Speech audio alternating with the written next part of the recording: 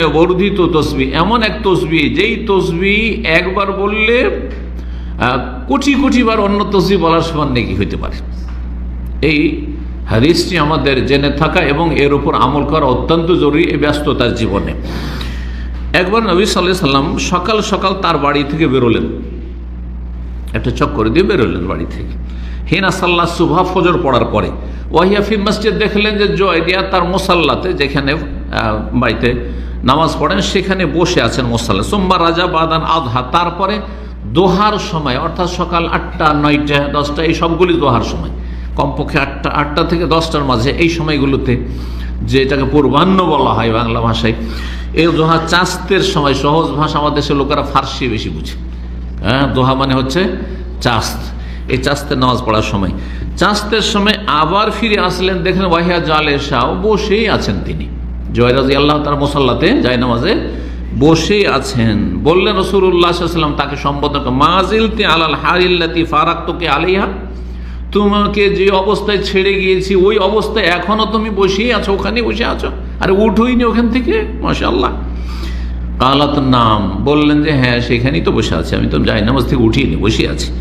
ফাকালান নবী সাল্লাল্লাহু আলাইহি ওয়াসাল্লাম, নবী সাল্লাল্লাহু আলাইহি ওয়াসাল্লাম বললেন, লাকাদ কুলতু বাদাকি আরবা কালিমাত সালাসা মাররাত, তোমার কাছ থেকে যাওয়ার পরে আমি 4টি বাক্য বলেছি 3বার করে। 4টি বাক্য বলেছি কয়বার করে? মাত্র 3বার করে, যে 1 মিনিটও লাগবে না, 1 মিনিটও লাগবে না, কয়েক সেকেন্ড, 3বার বলতে। লাউ ওজেনাত বেমা কুলতে মুনজুলিয়াম, আজকে সকাল থেকে শুরু করে এখন পর্যন্ত এই যে কয়েক ঘন্টা, 3 ঘন্টা 4 ঘন্টা যা তুমি জিকির আজকার করেছো, তার সাথে যদি দাড়ি পাল্লে ওজন করা হয়, তাহলে লা ওয়াজানাত হুন না, তাহলে আমার এই 4টি বাক্য 3বার করে বলা তোমার জিকির আজকারের চাইতে বেশি ভারী ওজনসই হয়ে যাবে।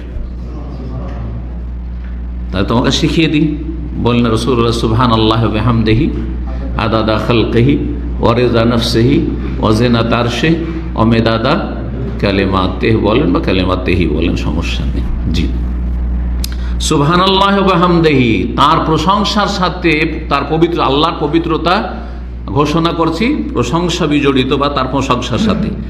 আদাদা খালকিহি, কতটা? একটা প্রথম বাক্য হচ্ছে তার সৃষ্টির সংখ্যা পরিমাণ।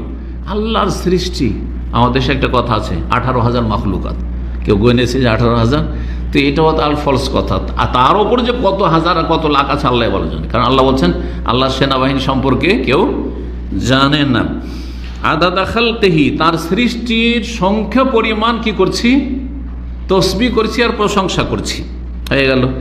ওয়া রিজা নাফসিহি, এতটা পরিমাণ তসবিহ আর প্রশংসা করছি যাতে আল্লাহ রাজি হয়ে যান, সন্তুষ্ট হয়ে যান। এটাই তো মুখ্য উদ্দেশ্য, আল্লাহকে সন্তুষ্ট করা। আল্লাহ সন্তুষ্ট থাকলে আযাব দেবেন না, জান্নাতে দেবেন। 2 নম্বর বাক্য হয়ে গেল 4টি বাক্যের।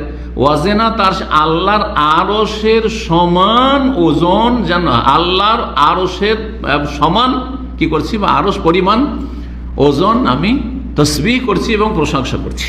ওয়াজেনা তার আল্লাহর আরশের সমান আমি তসবিহ করছি। আর কি? ওয়া মিদাদা কালিমাতিহি, আর আল্লাহর গুণগান কালেমাত লিখার জন্য, লিপিবদ্ধ করার জন্য যে কালি লাগে, হ্যাঁ, অতটা পরিমাণ আল্লাহর তসবিহ এবং প্রশংসা করছি।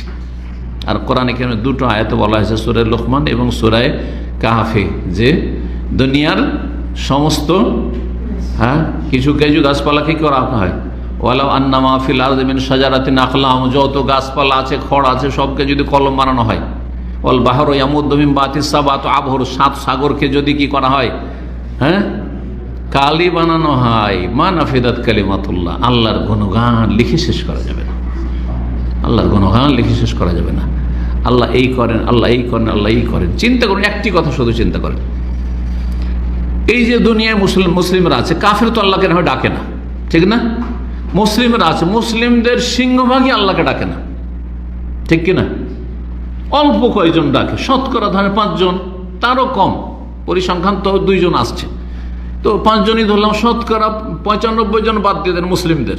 হ্যাঁ, যত কোটি মুসলিম আছে এর মধ্যে 95% বাদ দিয়ে দেন, 5% শুধু রাখেন।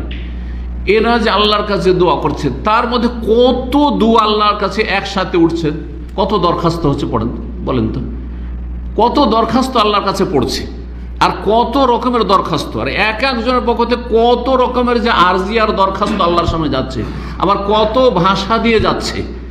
এক ভাষাতে কি, আরবি দিয়ে শুধু না বাংলা দিয়ে শুধু, দুনিয়ায় কত ভাষায় মুসলিম আছে, আর সবাই কিন্তু আল্লাহর কাছে দোয়া করছে, আর সবার দোয়াগুলি আল্লাহ শুনছেন, একটি কথার আর একটির সাথে সাথে পার্থক্য করছেন। আমার কানে এদিক থেকে যদি একজন প্রশ্ন করেন, এদিক থেকে প্রশ্ন করেন, কোনোটাই শুনতে পাবো না, কোনোটাই উত্তর দিতে পারবো না। কত দুর্বল আমি তাহলে, চিন্তা করেছেন কোনোদিন এই কথাটি? কিন্তু আল্লাহর কাছে এই কথাগুলি কত ভাষায় পৌঁছেছে, আর কত সংখ্যায় লোক আল্লাহকে ডাকছে আর আল্লাহর কাছে দরখাস্ত করছে। হ্যাঁ, আর কত রকমের দরখাস্ত যাচ্ছে একসাথে, আর সবগুলির দরখাস্ত শুনছেন।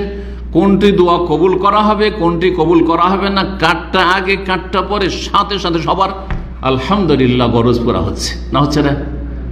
হ্যাঁ, যারা সত্যিকার হালাল রুজি খেয়ে আর তৌহিদ সুন্নাহ ভিত্তিক দোয়া করেন, তারা নিজে পরীক্ষা করেছেন, আমার লাইফ, আমার দোয়া কবুল হয়েছে।